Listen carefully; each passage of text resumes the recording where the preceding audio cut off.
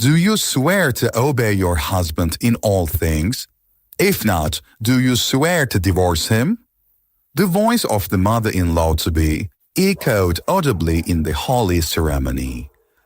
Looking at my soon-to-be husband, who was dressed in formal attire and waiting for my response with a shy expression, I felt a sense of despair about this marriage. My name is Emily.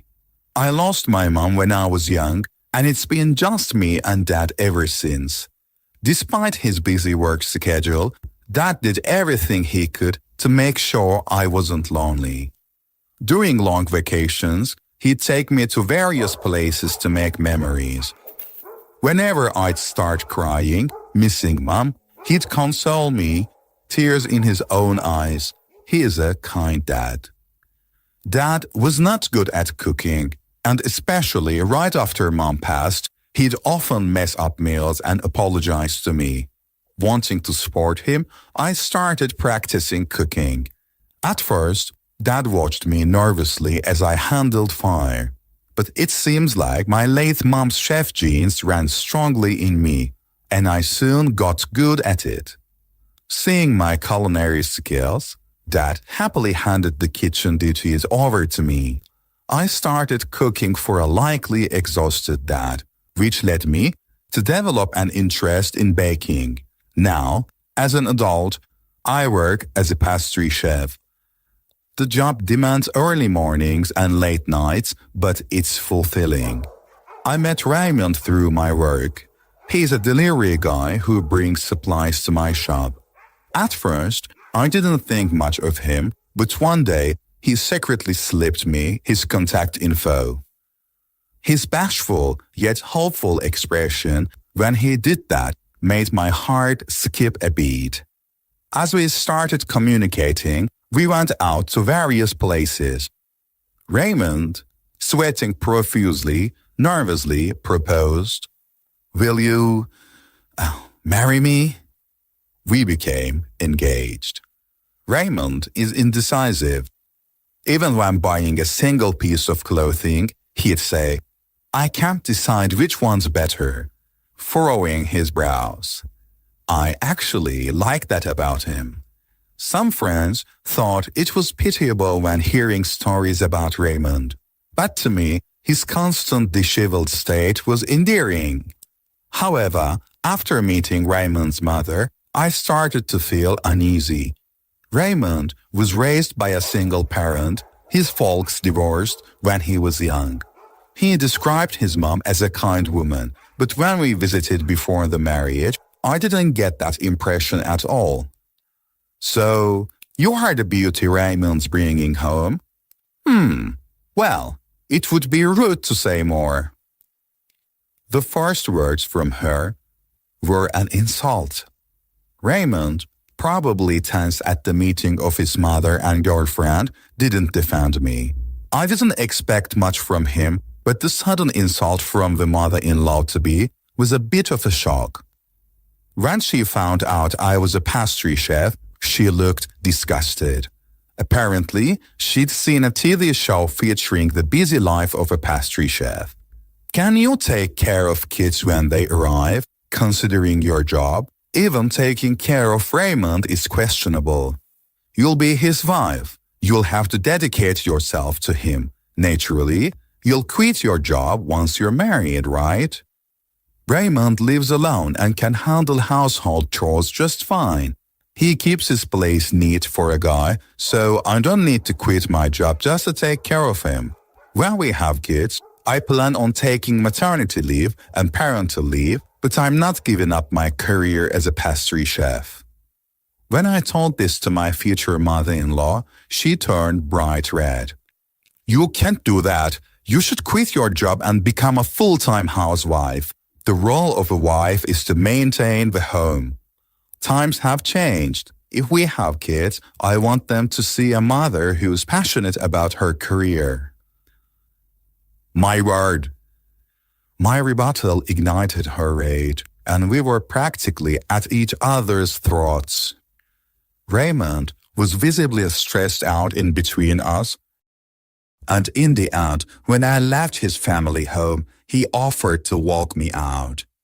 We were silent on the way to the station. I like Raymond, but I had no confidence that I could get along with that mother-in-law. I was starting to think this marriage wouldn't work. Then Raymond spoke in a subdued voice. "I'm sorry, my mom's a single mom and she's always been on edge, just trying to protect me. She's stubborn but kind. I'll make sure to tell her about your good qualities." I had been about to say that the marriage was off, but his words silenced me. I remember how hard my own dad had worked as a single parent and thought maybe she was acting that way because she truly cares for Raymond. "Don't worry about it. I'm sorry for fighting with your mom. Next time we meet, I'll try to get along with her." Raymond nodded happily at my words, and we said our goodbyes. We had planned to meet each other's parents on our next date. Raymond said he was nervous, but having met his mom once, I felt prepared. I doubted anything worse could happen when meeting parents. I patted Raymond's shoulder to encourage him as we laid goodbye. On the train home, I pondered whether I could get ever along with his mom. Raymond had spoken up for me, so I believed he would defend me next time too. However, that next chance didn't come until our wedding day. Even when we wanted to meet our parents, his mom kept saying she was too busy. My dad was concerned, but what could we do? Even on our wedding day, his mom didn't attend. Raymond kept apologizing. "I'm sorry, my mom's been really busy lately," and even bowed to my bad. I wasn't bothered by her upsells since we didn't get along to begin with. I told Raymond I didn't want much to do with her even after the marriage. Raymond said, "If we can keep our wedding vows, then that's fine by me." Little did I know, this would be the beginning of a surprise on our wedding day. On the day of the wedding, Dad was crying when he saw me in my wedding dress. I couldn't help but laugh at the sight of Dad tearing up even before walking me down the aisle. "You better be happy, you hear me?" Through his tears, Dad said this, and I smiled and nodded. Raymond, who had been told to take care of Emily, was also grinning shyly. That's where my sense of bliss ended. I was standing with Dad in front of the chapel doors, nerves running high. Music began to play, and the double doors swung open. Before me lay the aisle, and at the end of it stood Raymond and, oddly enough, his mother. With arms linked, they both grinned, waiting for Dad and me to walk down the aisle.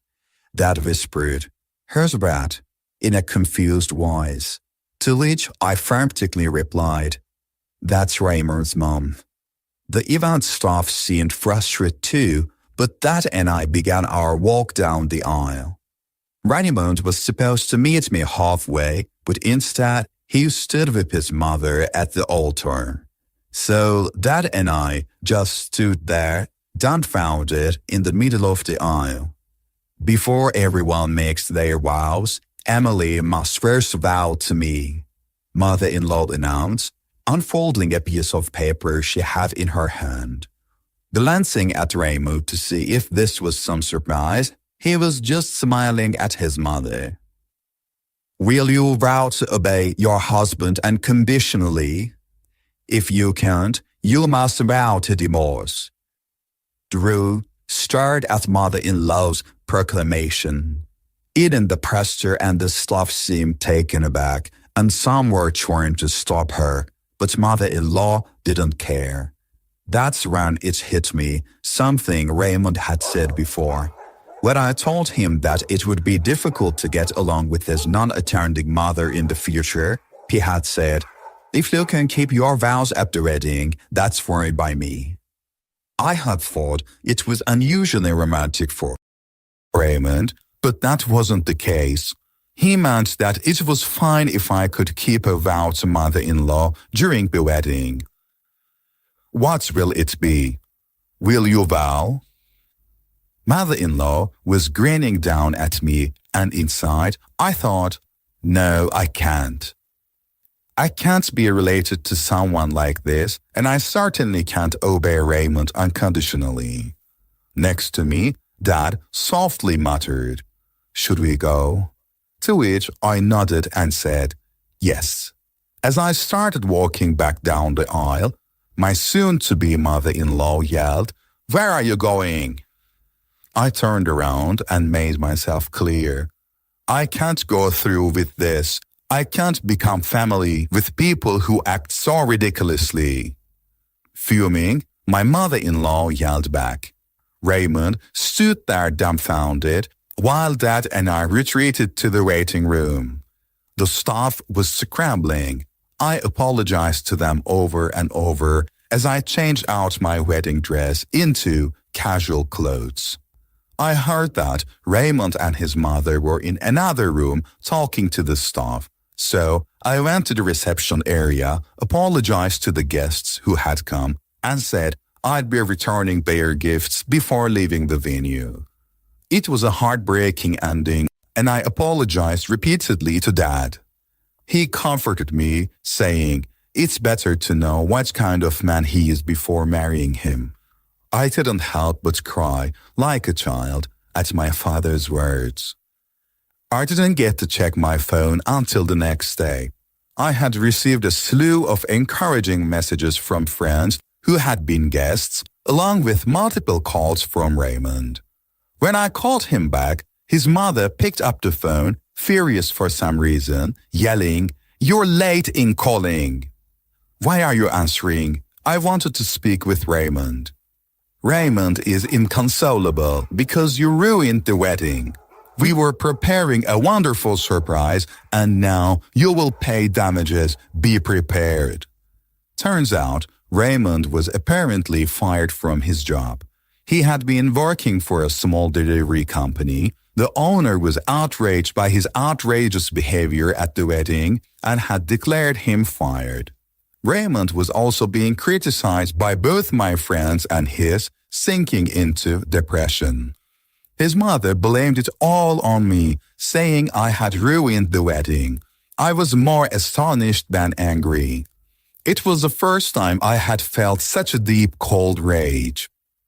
I waited for her to catch her breath and started talking.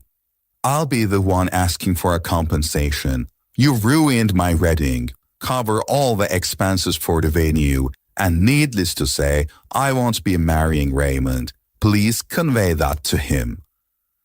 "You can't be serious. You expect him to pay while he's this upset? You are unbelievable." "The only one who's unbelievable here is you, don't you think? From what I've heard, your divorce happened for a rather selfish reason, too." "What?" "You cheated on your spouse, tried to marry your affair partner, who then ditched you, and you only want custody of Raymond because you're his mother." Raymond and I had met his father on a date after we had said hello to mother-in-law. His father, who had continued to pay child support until Raymond was an adult, revealed the reason for the divorce while drunk. "Be careful, she's a selfish person. Raymond, make sure you protect Emily," his father had told us. But those words never resonated with Raymond. "You think saying sorry will fix this? We're not getting married anymore, and you are paying for the venue and the damages. What made you think I'd be happy with that kind of surprise?" At this point, I was seriously concerned that mother-in-law was going to burst a blood vessel. Just then, Raymond's voice came on, taking over the call. "I'm so sorry. I'm really sorry, Emily," Raymond pleaded in a desperate tone. "You think saying sorry makes it okay? Forget the wedding, but you're paying for the cancellation and venue fees. What made you think I'd be pleased with a surprise like that?" I was on the fence, but my mom said it was a test for the woman who's going to be my wife. Typical Raymond can't make a decision on his own.